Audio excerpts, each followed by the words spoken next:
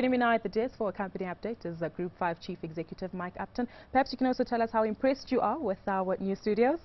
No, it must be a real sort of coup to be able to get these premises right in the heart of the JSE. Well done. So true. Thank Very you smart, so much. yeah. Well, we're looking forward to your company update Okay. results presentation soon taking place here. Sure. Mike, it's good to speak to you, especially since the controversy of the collusion in the construction sector is now a thing of the past, I'd like to believe. So looking positive. Infrastructure developments from a South African perspective. We always hear about the delay as well as the tough working relationship between the private sector and government. Are things beginning to change?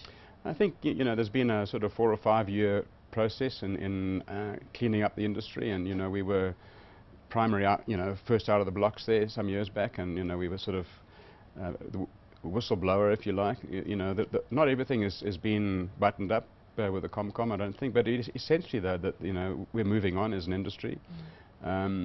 Obviously, the damage that was done in terms of the break of trust between governments and this industry is something really concerned us for a long time. So we need to join hands and build that bridge again, because the infrastructure needs of the country and of the region, in fact, are reliant on us finding a solution going forward. And that must be a more transformed, more transparent industry, but also to be aligned with the national agenda.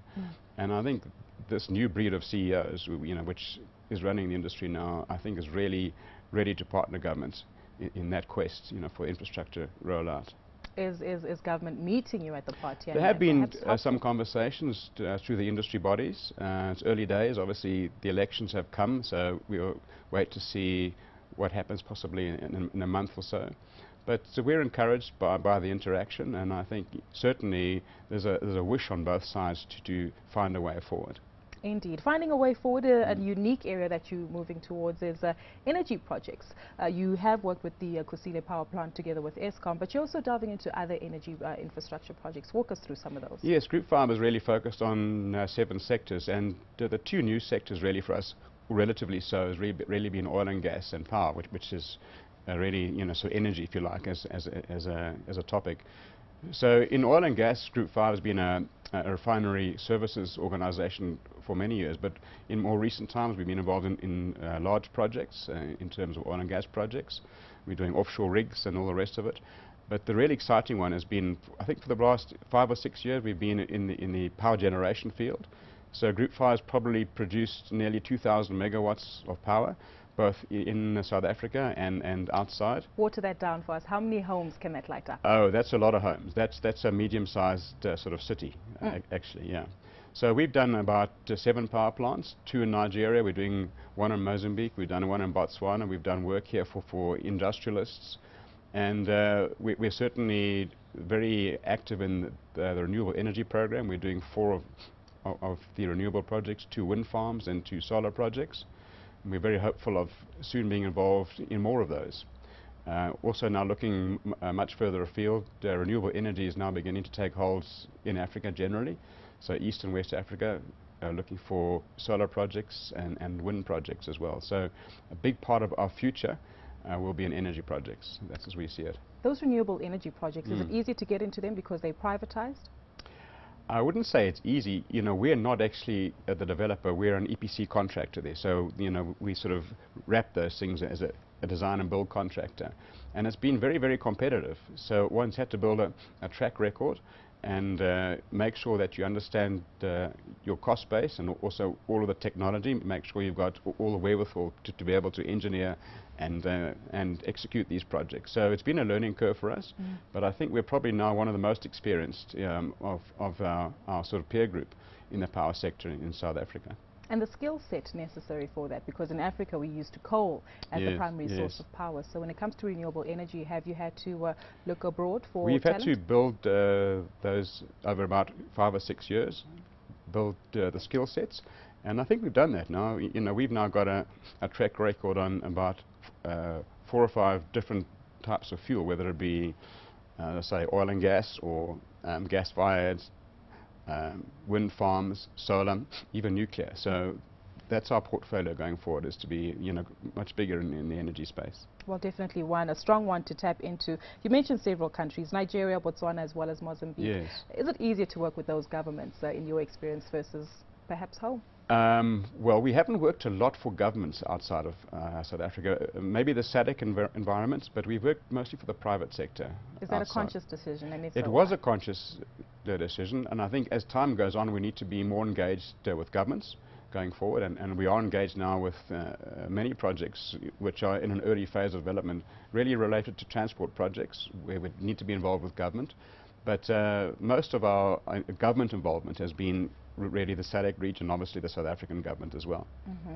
I want us to explore the oil and gas opportunities that you've mentioned. We're all fully aware of the oil and gas activities in the Karoo in South Africa, but yes. Unfortunately legislature is holding that back Sure. ever so slightly with the government free stake in those opportunities. Would you be joining the activities over there? There's two big opportunities in our region. One is Mozambique, where there's massive gas finds, and we're actively looking at those. We're engaged with all the major players.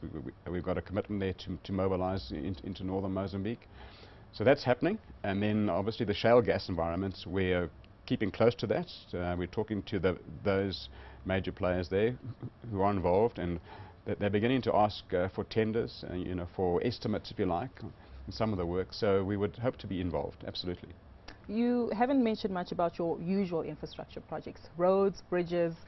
Why is that? Or is energy just a new opportunity that you're focusing on now? We spoke about the new sectors, but you know, there's the older sectors or more traditional sectors, which will be roads and buildings and that sort of thing. It's the market's been quite quiet, I must tell you, that, you know, infrastructure in South Africa has been quite quiet for quite a few years now. So there's a lot more capacity than is required at the market at the moment. There's a dearth of large projects, so it's become very, very difficult at the moment. So we've seen most of our sort of excitement, if you like, in terms of the immediate short-term futures being outside the country. But obviously we hold ourselves available, you know, for the big South African rollout when that might happen. But it hasn't really happened for us at the moment. And perhaps from a continental perspective, with organizations like the Development Bank of South Africa, AFDB as well, are you seeing a lot more private partnerships taking place there? That's the future, I think, of infrastructure in Africa, is private sector investments in infrastructure. So there's an unlimited list of projects, but there's not an unlimited amount of funding. And to join the funding with the need is a real opportunity, but that's not easy at the moment, absolutely. From a private sector perspective, is that too much of a risk for you to take on, maybe partaking in a job or infrastructure project where there's no guarantee of making a return on your investment? Well, that's the point. You know, if we were to be investors in a project, we would want to see very clearly the off-take agreements and how we might service the debt. And that's always the challenge, of course. Are these sort of projects bankable or not? And that's why I think in the future in Africa one needs to define which are bankable projects for commercial money, and which are projects which must be state-funded, which may not be bankable, but bankable, which drive economic growth. And if we get that right, that there will be an opportunity for everyone. So from your perspective, are you taking care of your shareholders first and foremost? That's the idea. That's my job. Indeed. Well, it does come with being a listed company. Sure. But perhaps if we speak to you from in a year's time in these studios once again, what can shareholders hold you accountable to? I think we would have made some progress on our strategy of being much more involved in Africa, in more of the sectors, more of the group's organization being embedded and indigenized in Africa. I think that's what we'll be able to show in a year's time. So Africa's the big growth story here. Absolutely.